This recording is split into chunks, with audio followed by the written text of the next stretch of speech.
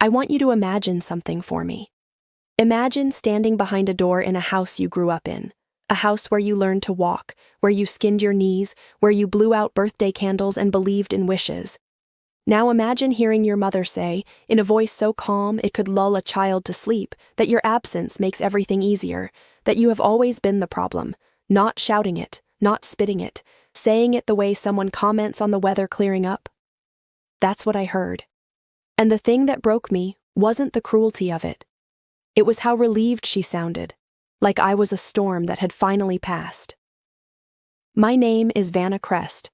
I was 53 years old when I walked back into my family's life, and I was 53 years old when I finally understood I had never actually been part of it. The airport in Santa Rosa smelled the way airports always do, recycled air and burnt coffee and the faint ghost of someone's perfume. I grabbed my bag off the belt and walked out into the kind of Northern California afternoon that tricks you into thinking everything's going to be fine. Clear sky, eucalyptus on the breeze, golden light pouring over the hills like honey. But my body knew better. My body always knows before my brain catches up. By the time I turned onto the coast road toward Mendocino, my hands had a death grip on the steering wheel, and my jaw ached from clenching. The Pacific stretched out on my left, enormous and indifferent, and the pines closed in on my right like old gossip, tall, leaning, impossible to escape. I hadn't been home in years, and every single mile reminded me why. My mother met me at the front door the way you'd greet a delivery you weren't expecting. She hugged me, technically. Her arms came up, her hands touched my back, and then they dropped away so fast you'd think I burned her, like she'd started a sentence she didn't know how to finish. Clarabelle appeared behind her, my younger sister, perfect posture, perfect highlights, perfect lipstick smile that never quite made it to her eyes. She said hello the way a hostess greets someone who showed up without an invitation, polite enough that no one could call it rude, cold enough that I felt it in my chest. Inside, the house hadn't moved an inch. Same lemon polish smell, same creaky floors, same dining table where every argument I'd ever lost had played out like a trial I was never allowed to defend. And there, at the far end, sat my chair, slightly angled away from the others, as if even the furniture had agreed I didn't quite belong. Nobody mentioned it. Nobody ever does. Then a man stepped forward and extended his hand. Ethan Maddox, Clarabelle's fiancé. The reason I was here, the engagement party, the family gathering, the performance of togetherness. His handshake was firm, the kind that comes from training, not politeness. And he held my gaze a beat too long, not flirtatious. Something else. Something searching. Like he was trying to place a face he'd seen in a file somewhere. Before I could figure out what that look meant, Clarabelle leaned in close, her voice barely above a whisper. Just don't talk too much about your work tonight. People won't really get it. She delivered it like a kindness, like she was doing me a favor. And maybe that's what made it cut so deep, the gentleness of the blade. Dinner was a masterpiece of exclusion. Everyone talked. Everyone laughed. The wine flowed and the candles flickered, and from the outside it probably looked like a beautiful family gathering. But if you listened closely, really listened, you'd notice that not a single question was aimed at me. Not one. Where had I been? Was I well? How long was I staying? Nothing. Instead, my mother held court at the head of the table, delivering a glowing tribute to Clarabelle's life, her steady career, her beautiful home, her wonderful taste. Every compliment placed carefully, like a brick in a wall between us. This is the daughter who got it right. She didn't say it out loud. She didn't have to. Then my uncle leaned forward, a man who collects other people's misfortunes the way some men collect coins, and squinted at me over his glasses. I heard about that situation years back, he said, his voice dripping with the kind of sympathy that isn't sympathy at all. Shame how all that turned out. The table went still, not silent, still, the way a room gets right before something falls. Clarabelle took her cue without missing a beat. She walked away from the mission, she said, quiet, certain, the way someone repeats a family truth so old it's become wallpaper. That's what people said. She didn't look at me when she said it. She didn't need to. The damage was already done years ago, repeated so many times it had calcified into fact. Across the table, Ethan's head lifted, just slightly. The kind of small, precise movement you learn in the military when something in the field doesn't match the briefing. I watched his eyes narrow, not in judgment, but in confusion. Like a man hearing a wrong note in a song he knows by heart. My mother said nothing. She just sipped her wine and let the silence do what it always did, confirm the story. Vanna, the difficult one. Vanna, who couldn't be counted on. Vanna, who walked away. That was the legend, clean and convenient and entirely untrue. But here's the thing about lies told long enough. They stop needing evidence. They just exist, like gravity. Everyone accepts them because everyone else already has. Except Ethan. I could feel him watching me after that. Not with pity, with attention. The way someone watches when they're running a name through a mental database and getting a hit they didn't expect. He'd heard something at that table, a fragment, a location, maybe just a tone, that matched a story he already carried. A story told to him by someone who was actually there, and I could see it happening behind his eyes, the slow, quiet click of one puzzle piece finding another. He didn't say anything. Not yet. But the way he looked at me when no one else was watching told me everything. He was beginning to suspect that the woman his fiancé's family had spent years diminishing was not who they said she was, not even close. The next afternoon came wrapped in fog and the smell of salt. Clarabelle had insisted on dragging Ethan to some scenic overlook behind the restaurant where the engagement party would be held that evening. She walked ahead of us, phone raised, snapping photos of the cliffs like a woman building evidence that her life was beautiful. Ethan and I fell into step beside each other, not by plan, just by gravity. For a while, neither of us spoke.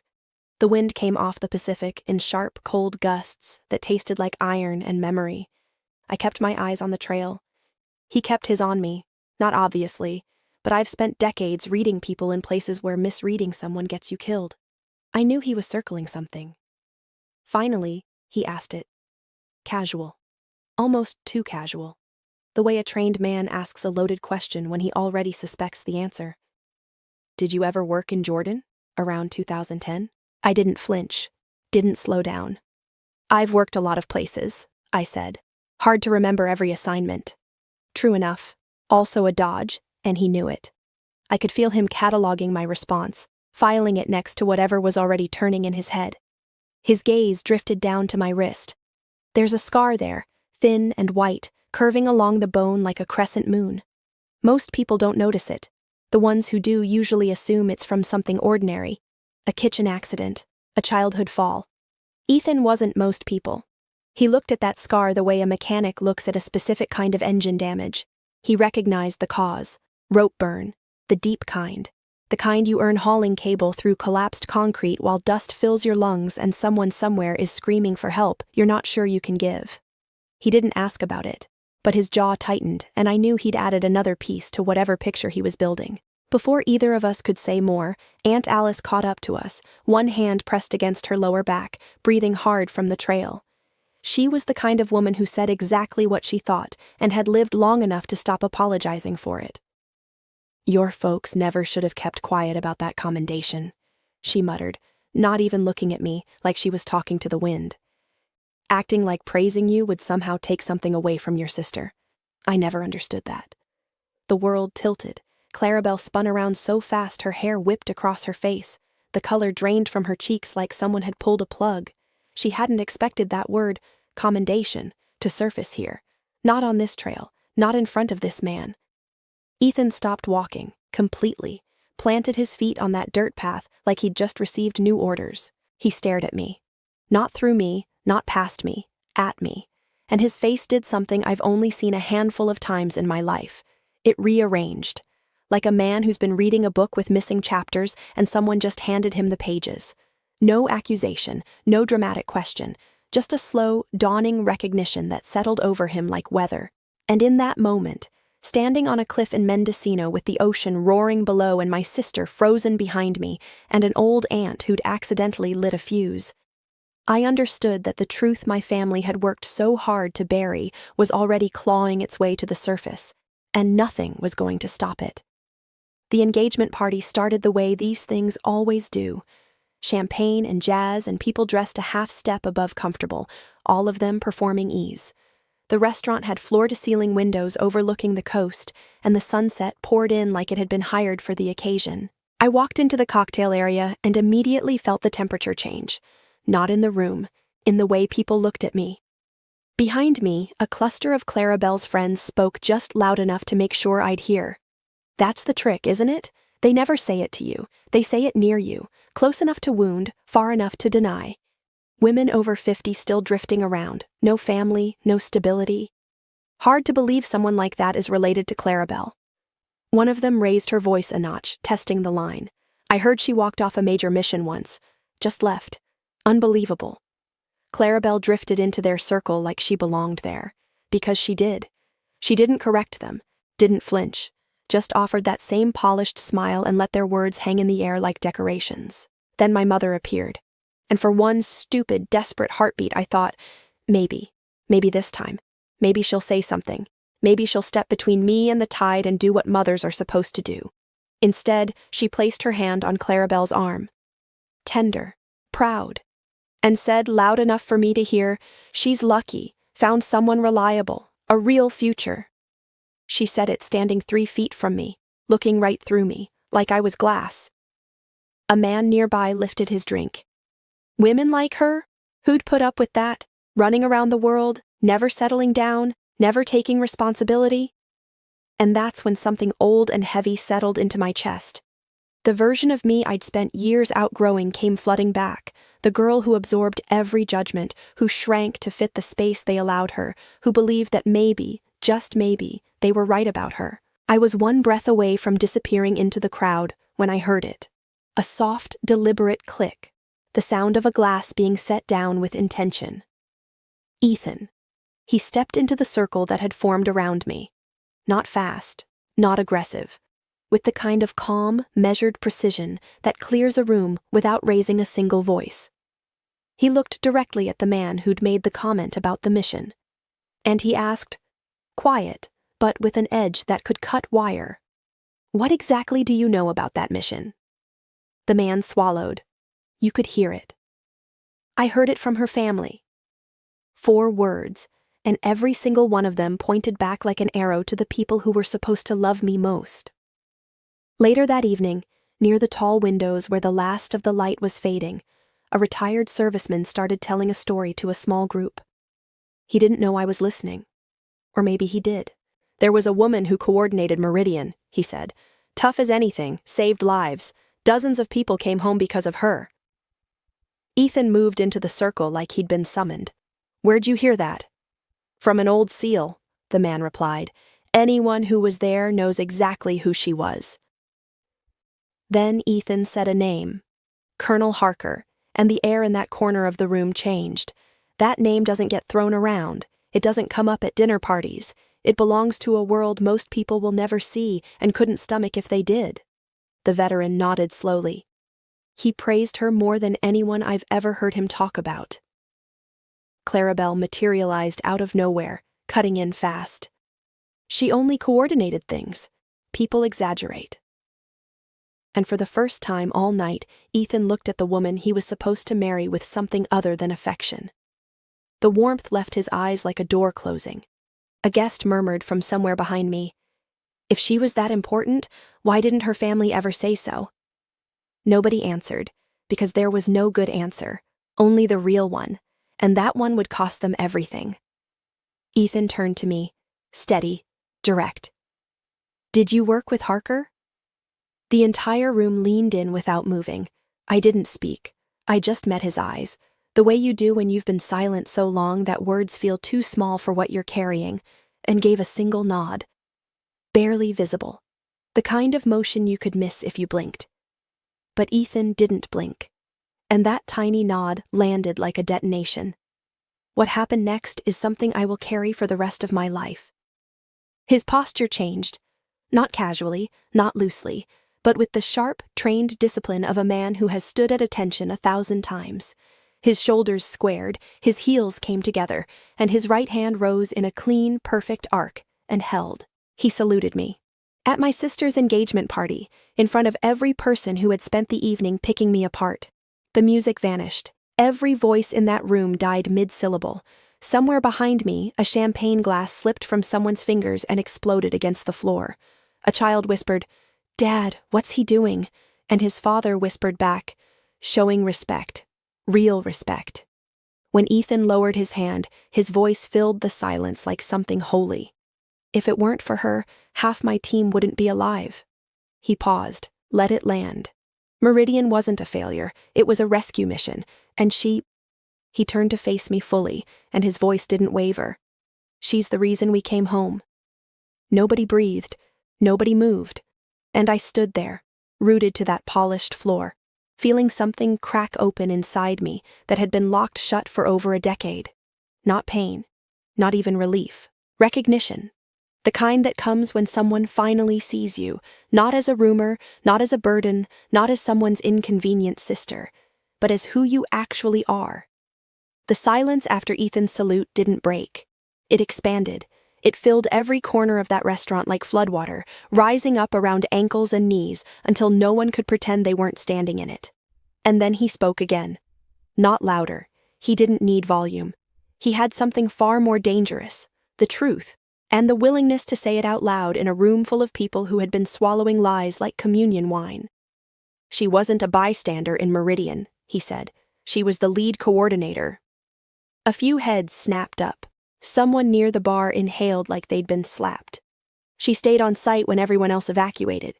She pulled trapped servicemen out of debris with her bare hands. She took injuries, real ones, the kind that leave marks. And she kept directing rescue routes while bleeding through her clothes." He paused, and the pause itself felt like a held breath. His eyes found mine across the room, not for permission, not for approval, just to make sure I knew he wasn't doing this for show. He was doing it because it was owed. "And when the commendation came," he continued, his voice dropping to something almost tender, "she refused it. She turned it down to protect the local civilians who had risked their own lives helping us, because she knew that if their names surfaced in connection with an American military operation, they'd be targets." Not a single glass clinked. Not a single heel shifted on that marble floor. Several guests lowered their eyes. Not out of guilt, exactly, but out of that particular shame that comes when you realize you've been laughing at someone who was quietly saving lives while you were judging them from the comfort of your ignorance. Ethan's voice softened one final degree. "Her family never honored her, never once, but the people who survived, the ones who came home to their kids because of what she did, we never forgot her. Not for a single day." The room cracked open like an egg. A guest near the back said it first, barely above a whisper. "So all these years, we were wrong." And someone else, sharper, angrier, answered, "No, we were led wrong." Every eye in the room turned toward my family, slowly, like a tide that finally remembers which direction it's supposed to move. Clarabelle broke first, but not the way you'd hope, not with remorse, not with the dawning horror of what she'd done. No. Her face twisted into something raw and furious, a child whose birthday party had been ruined. "This was supposed to be my night," she cried, her voice cracking down the middle. "Why do you always have to take over everything?" Even her own friends stepped back. You could see it, that tiny, instinctive retreat people make when they realize the person they've been defending isn't who they thought. Ethan looked at her, and whatever he saw, whatever final piece fell into place behind those steady, trained eyes, it changed something in him. I watched it happen in real time. The softness he'd carried for her all weekend simply left, walked right out of his face like a guest who'd realized they were at the wrong party. My mother broke next. Her tears came silently at first, then in shaking, ugly waves that she tried to catch in her hands. "I just wanted peace," she whispered. "I didn't want comparisons. I didn't want—" She couldn't finish. The sentence collapsed under the weight of what it actually meant. I chose comfort over my own daughter. I chose the easier child. I chose the story that let me sleep at night. Ethan turned to both of them, my mother and my sister, and spoke with the quiet, devastating precision of a man who has seen real courage and knows exactly what cowardice looks like. "The truth never divides a family," he said, "but the way you hid it, that did." Nobody argued. Nobody could. The house the next morning felt like a museum of something that had already ended. Too quiet, too careful. Everyone moving through rooms like they were afraid the floorboards might give way if they stepped too hard. I didn't sleep much that night. But it wasn't the old kind of sleeplessness, the kind fueled by anger and hurt and that stubborn, aching question of why wasn't I enough? This was different. This was the stillness that comes after you've been carrying something impossibly heavy for years and someone finally takes it from your hands. You don't feel relief right away. You feel the ghost of the weight. Your arms stay tense, your shoulders stay braced, and then slowly, so slowly, your body remembers what it feels like to stand without the burden. The truth was out. It didn't belong to me anymore. It belonged to that room, to those people, to the cracks it had opened in every comfortable lie my family had built their world on. I didn't need to carry it.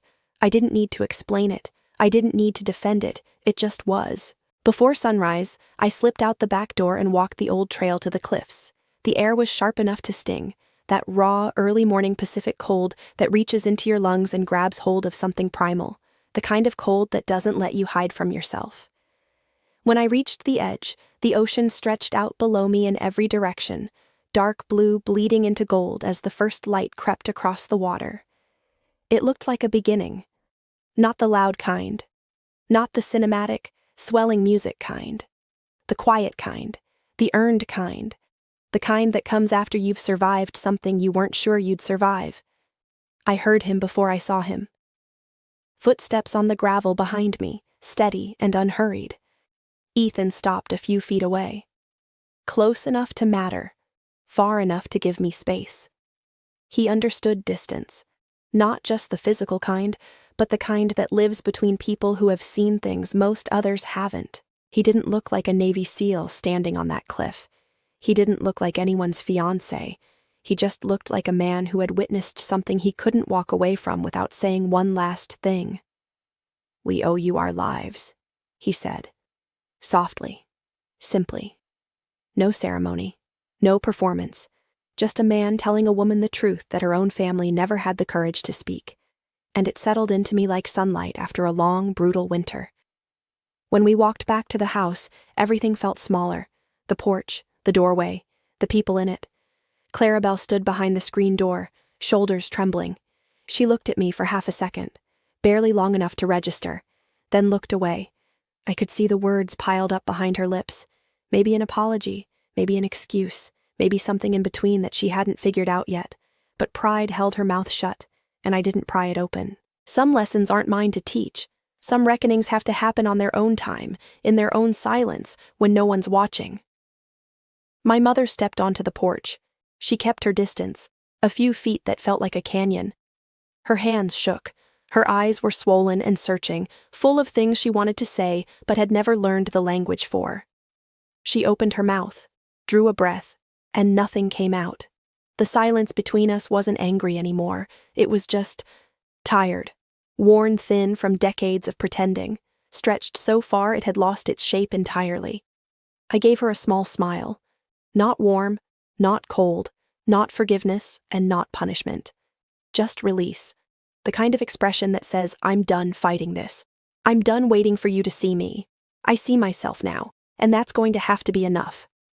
Ethan watched it all unfold, and when my eyes found his one last time, he said the final thing I needed to hear. "You don't owe anyone an explanation anymore." By mid-morning, my bag was packed. I didn't linger, didn't give a speech, didn't wait for the apologies that might come someday or might not. I just walked through the front door and let it close behind me, gently, without ceremony. And for the first time in my life, the weight of that house didn't follow me down the driveway. Mendocino shrank in my rearview mirror. The cliffs, the pines, the gray shingled houses clinging to the coast like old grudges. None of it hurt anymore. It was just a place where I'd once been small because the people around me needed me to be. I drove toward the airport with the windows cracked. The wind came through in cool, clean bursts, pulling at my hair, filling the car with the smell of redwood and ocean, and something I couldn't name but recognized in my bones. I wasn't running. I want you to understand that. I wasn't fleeing or escaping or retreating.